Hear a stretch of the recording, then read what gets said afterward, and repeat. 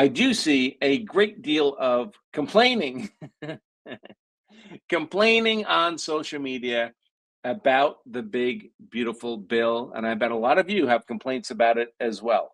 I know for sure I'm not perfectly happy with how the big, beautiful bill ended up.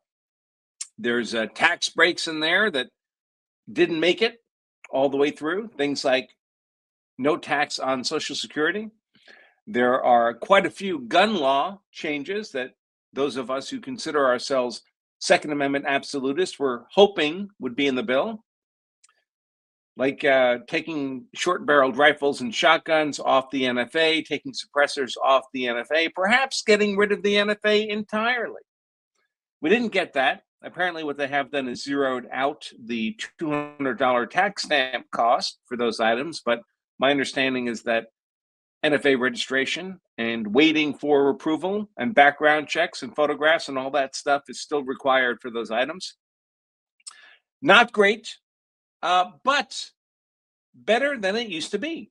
A step in the right direction. Now, I firmly believe that all gun laws preemptively applied to law-abiding, mentally sound American citizens are facially unconstitutional. I think the Gun Control Act, the National Firearms Act, all the federal and state level gun laws, again, preemptively applied to law-abiding, mentally sound American citizens, are unconstitutional on their face. None of them should exist. But nevertheless, we got a step in the right direction, but not the big step we'd kind of been promised. And I think that's why a lot of the gun community is coming across as particularly bitter at the moment.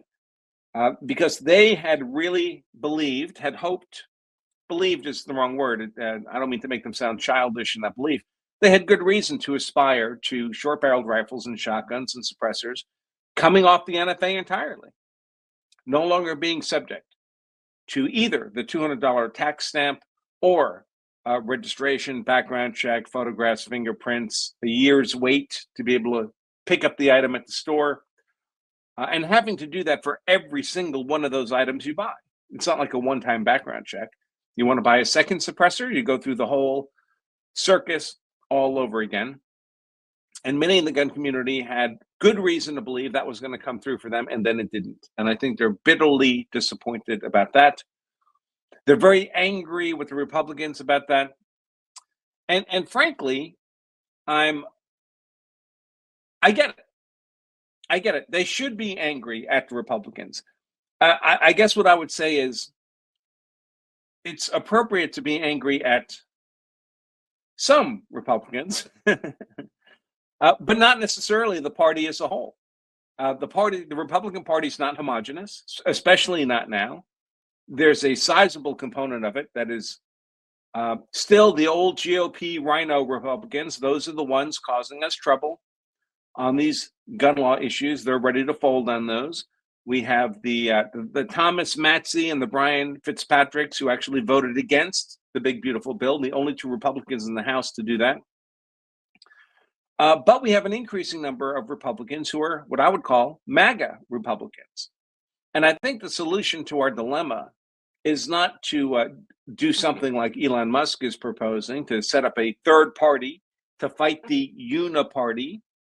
And there's a lot of truth to there being a uniparty. Everyone's in this soup, this toxic soup that is Washington, D.C. They're all swimming in the same waters. They all get corrupted to one degree or another. But third parties, in my entire lifetime, have never done anything. They've never won a state in a presidential election, not one electoral vote, no meaningful percentage in the popular vote. And in my experience, all they've ever done is hand power to a Democrat Party that hasn't earned it. So I don't think that's the solution. I think the solution is to take over the Republican Party from within, much like Trump has done with sizable portions of the Republican Party. Keep doing that. Keep marginalizing the old school GOP rhino groups, entities, individuals, and replace them with more MAGA people. And one of the reasons I think this big, beautiful bill is so vitally important is because it gives us a path to save our nation from its current invasion by 100 million illegal migrants. And more would come. I mean, Biden brought in about 20 million in just 2 years. If this hadn't passed and we couldn't get rid of the ones already here for lack of resources and judicial obstruction and all kinds of other reasons, and then more could be brought in, America as we know it would disappear. It would disappear just like the passengers on the Titanic disappeared when that ship went down. Now we have an opportunity to save the nation. And if we get rid of these illegal migrants, or even a sizable fraction of them, that because they're counted in the census for House apportionment purposes, the Democrats right now have 30 to 40 House seats they would not have, but for the presence of these 100 million illegal migrant third world invaders in our nation. If we get rid of those people, or even a sizable fraction, and they're deported and they're not here to be counted in the census, that's 30 to 40 House seats that switch from the Democrats to the Republicans. So it's no longer roughly 220 to 210 or 210 to 200, whatever the breakdown is right now. It becomes 250 to 150. That's a big change. And if the GOP, if the Republicans have 230, 40, 50 House seats, we can pass whatever damn gun laws we want. We can revoke whatever damn gun laws we want. Because we don't have to bend the knee to the one or two marginal rhino GOP members who is not fully on board with the Second Amendment. So, I think that's the plan. The plan is to re-secure our nation from foreign invasion, get these tens of millions of illegal migrant third world invaders out of our country so they're not providing a false constituency and political power base for the Democrats, who, let's face it, the Democrats are not getting rid of the $200 tax stamp, right? And by the way, I see all these people on social media saying, oh, this is ridiculous, getting rid of the $200 tax stamp. The next time the Democrats are in power, they'll just change it to a $20,000 tax stamp. Well, okay, fair enough. Maybe they would. But to me, the answer to that question is don't let them be back in power. And the best way to not let them be back in power is to seize an overwhelming supermajority in federal government, in the Senate and in the Congress, in the House. And the best way to do that is MAGA. MAGA is the way. Rhino's not the way. Traditional Republicans are not the way. Third parties never accomplished anything. Certainly going Democrats not the way. I think we could all agree on that. So what's left?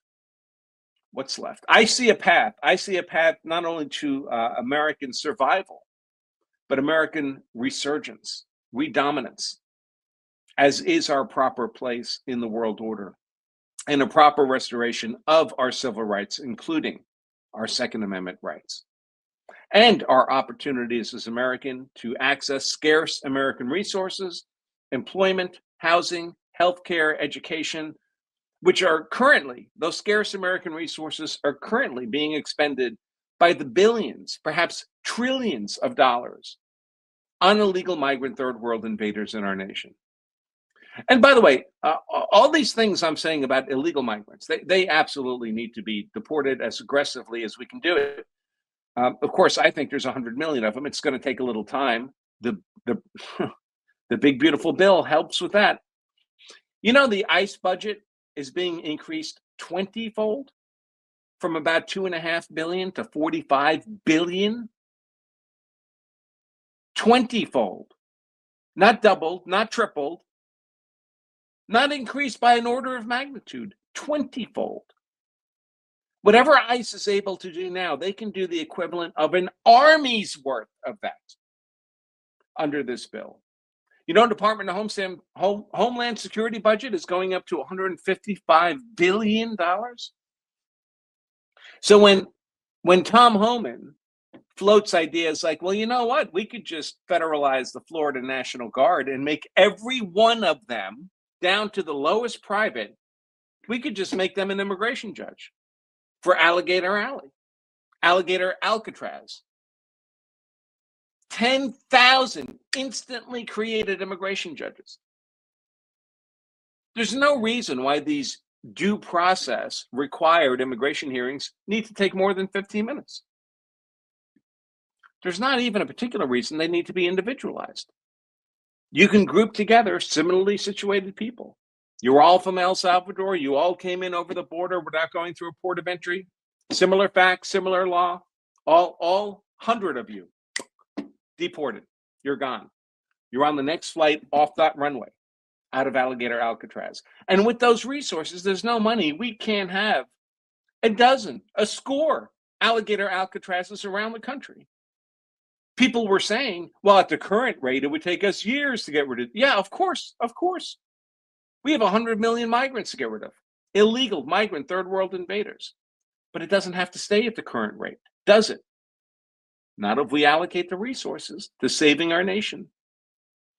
You know, it reminds me in World War II, in the Battle of Britain, they were fighting over control of the English Channel. The English and the Germans were, the Luftwaffe and the Royal Air Force. And each side in that air battle had something on the order of 3,000 or 4,000 aircraft to bring to that battle, aircraft of all types. That was the size of their air forces, basically. Later in World War II, Hitler would throw fits because Germany had tried to upscale their industrial capacity to create as many aircraft as possible, especially when they had to attack the bombers coming in over Germany. And Germany would manage to make like 5,000 aircraft in a year. America was making like 20,000 aircraft a year, 30,000 aircraft a year.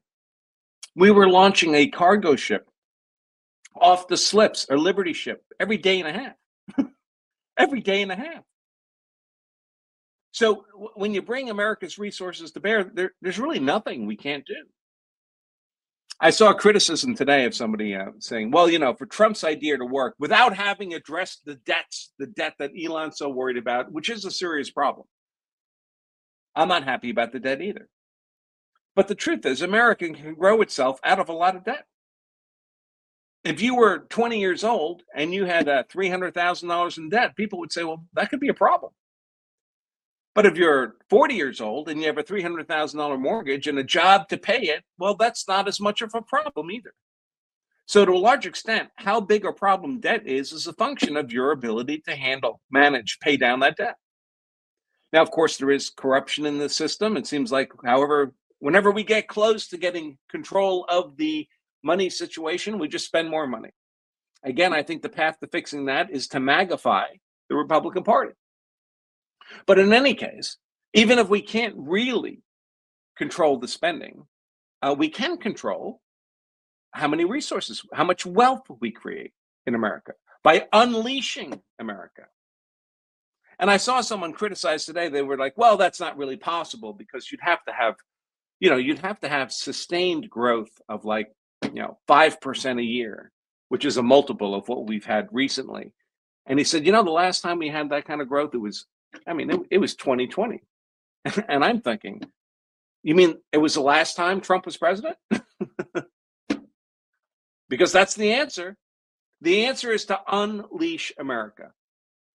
I was alive. I voted for Ronald Reagan. I was alive when his programs came into effect after the malaise of Jimmy Carter unleashed America. And it was amazing how quickly the country changed, how quickly the country's attitude changed. From malaise to exuberance, from financial doldrums, 20% interest rates on mortgages, to wealth generation, to positivity. We can do all that now. We can do all that now. And what would be a better path than what we're on? Not having the big, beautiful bill, not having the resources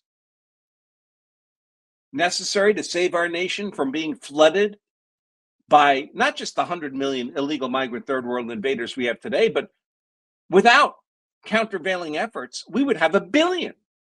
There's no reason 1 billion can't come in. If 100 million can come in, what's to stop them? Except us. But we have to have the political will and the resources to stop them. And this bill does that. And there is no alternative to this. I sometimes describe it as, someone who might be morbidly obese, and the doctor says, "Listen, you're 35 years old, you're morbidly obese. You may not make it to 40 unless you lose this weight." And it's a serious diagnosis. It's true. They may have a heart attack and fall over by 40 if they don't lose this weight. It's a big deal. But now imagine that patient having that talk with that doctor in the doctor's office, and at the same time, the patient is literally on fire. Folks, the obesity is a big problem. You got to get that fixed. You have to address that. But first, you have to put out the fire. The weight loss mission doesn't matter if you die in a fiery blaze in the doctor's office right now. Thanks for watching this highlight segment of our full-length Law Self-Defense live stream. If you enjoyed this content, make sure to give us a like and subscribe for more expert analysis on politics, law, and how to be hard to convict. And to watch the full-length episode of this show, just click right here. Stay safe.